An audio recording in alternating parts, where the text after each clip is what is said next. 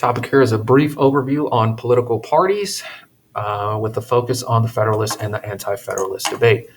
So the federal government, let's draw the United States and the star representing the federal government. So we know we have the colonies, and the colonies are being represented by the federal government, represented by my poorly drawn star. So there is a debate between the Federalists and the Anti-Federalists. The Federalists want to consolidate power in the federal government, and the Anti-Federalists want to consolidate power in the states. And their argument here is that we just fought a revolution against the king. The king represented the federal government because he controlled all aspects of our lives based on what he wanted to do. Let's put some lettering in there. Let's draw the king. I don't know why he would be so happy, but there he is. Anyway, so the Anti-Federalists are arguing, well, why would we give our power to a federal government? Because that would then create, possibly over time, a situation where the federal government would be too strong and operating like a king. Like, why in the hell do we fight a revolution against the king if we were just going to take all the king's power and give it to a federal government? It would make no sense. So this debate is crucial to understanding the civil rights movement for various reasons, and probably get to them later on. Anyway, just looking at some of the parties, because ultimately we're getting to the Democrat and the Republican Party. But here we see the Democratic Republican Party, and here we see a challenge to the Federalists on a national level, where they're arguing that, states' rights matter more. So what matters more, the federal or the state? And the argument here for Jefferson is that the states' rights matter more. And so that seems to be the challenge. Again, this is right at the creation of the Constitution after the American Revolution, when there is a debate about the role of parties, the role of the federal government. So for the most part, what they're arguing is that they don't want the federal government to tell them what to do. So why does this matter? Well, on the issue of slavery, that would mean that the federal government, let's draw a terrible map of the U.S. Here we have the division north and south. That would mean that the federal government could easily pass legislation that says they're going to end slavery. Well, that's going to be problematic because from the states with slaves in the South, they're going to view this as the federal government telling them what to do. If the people in the state want slavery, they should be allowed to have slavery and not have the federal government intrude on their rights that they have for the states.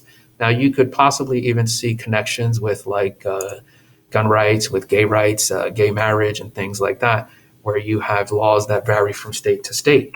And the whole issue here is that from the start of the country, there has been this debate between the Federalists and the Anti-Federalists that we could see playing out.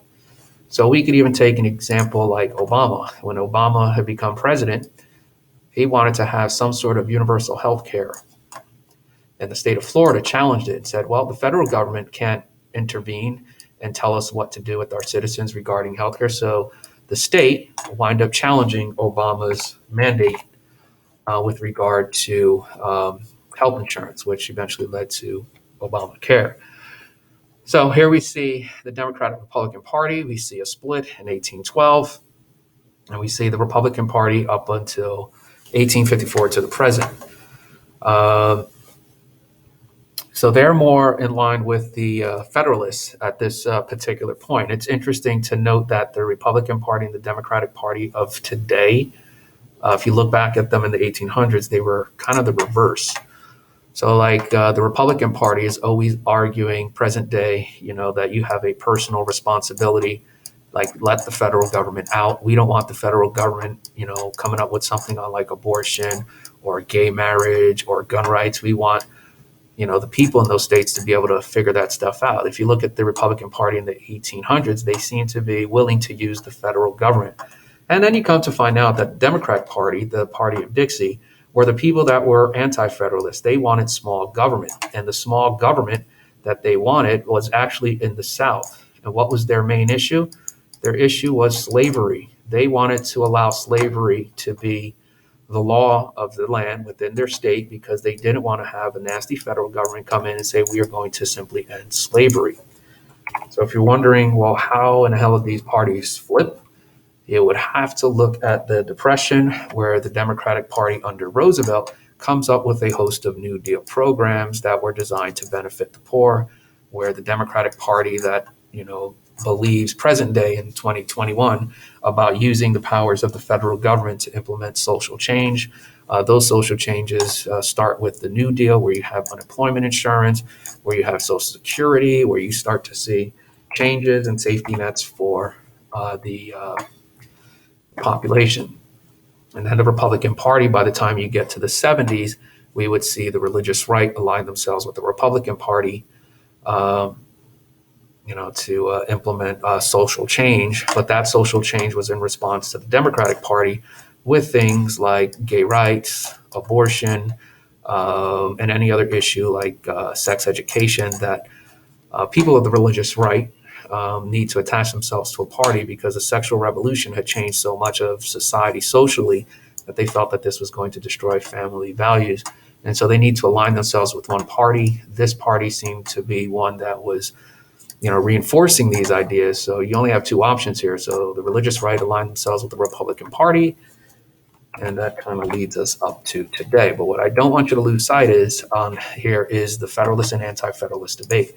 If we could take an issue like segregation laws, the segregation laws were state laws. Those laws, again, were primarily in the South, and they were laws that were local laws. And they were designed for whatever purpose to keep the freed slave in their place, to give Southern rule. And the segregation laws exist because you didn't seem to have any participation or willing desire on the part of the federal government to pass legislation until you get to Brown versus Board of Ed. Brown versus Board of Ed, which was about integrating the schools, was viewed as the federal government trying to overstep and tell the states what to do, very similar to the view with regard to slavery. So that's it on the political part.